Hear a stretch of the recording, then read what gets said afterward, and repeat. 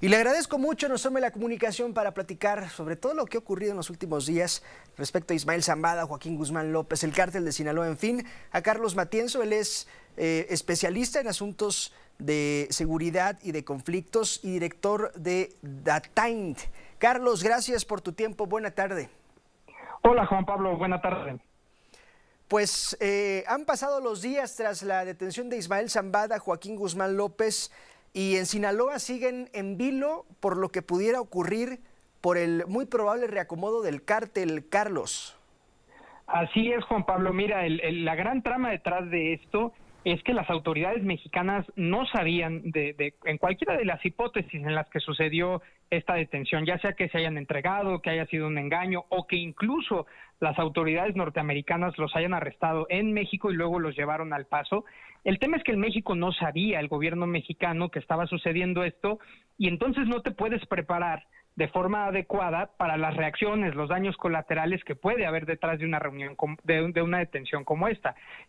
Cuando hay descabezamiento de organizaciones criminales, hay oportunidades para los grupos contrarios, hay venganzas entre ellos, hay reacciones contra el Estado e incluso contra la sociedad, y lo que hemos visto es que la respuesta fue un tanto tardía, primero por parte del gobierno, evidentemente porque no tenían ni idea de que esto estaba sucediendo, y en segundo lugar, lo que vemos, por ejemplo, con el caso que acaba de reportar tu corresponsal, es que además, pues, simplemente desplegaron más elementos en lugares como Sinaloa, Sonora, Chihuahua o Durango, pero pues tampoco creo que tengan tan claro los militares, los soldados, a qué están yendo ahí, ¿no? O sea, simplemente se cruzan con gente armada y lo de siempre, una supuesta agresión y termina en balacera. Me parece que el gobierno mexicano está extraviado en este tema de la detención del Mayo Zambada. Y a la hora de echar un ojo al organigrama que podemos concluir o pronosticar, Carlos, porque evidentemente nunca habrá un organigrama en el cártel de Sinaloa escrito, al menos el que la DEA pudiera llegar a presentar, pues se habla de que Ismael Zambada Jr., uno de los dos Ismael Zambada, el que está en libertad, el que no está en Estados Unidos, el famoso Mayito Flaco, podría ser quien tome las riendas del cártel de Sinaloa y que podría haber una lucha con los Chapitos y con el propio Guano Guzmán, hermano del Chapo.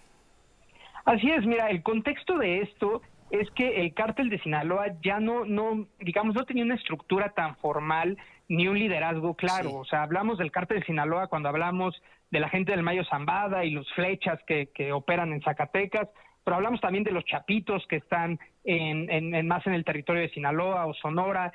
Es decir, el cártel de Sinaloa ya tenía sus propias divisiones internas, ¿no? Por eso la hipótesis de una especie de traición pues ha cobrado auge, ¿no? Ahora, ¿qué sucede con esto? No es que esas divisiones se van a acabar, por lo contrario, se pueden profundizar.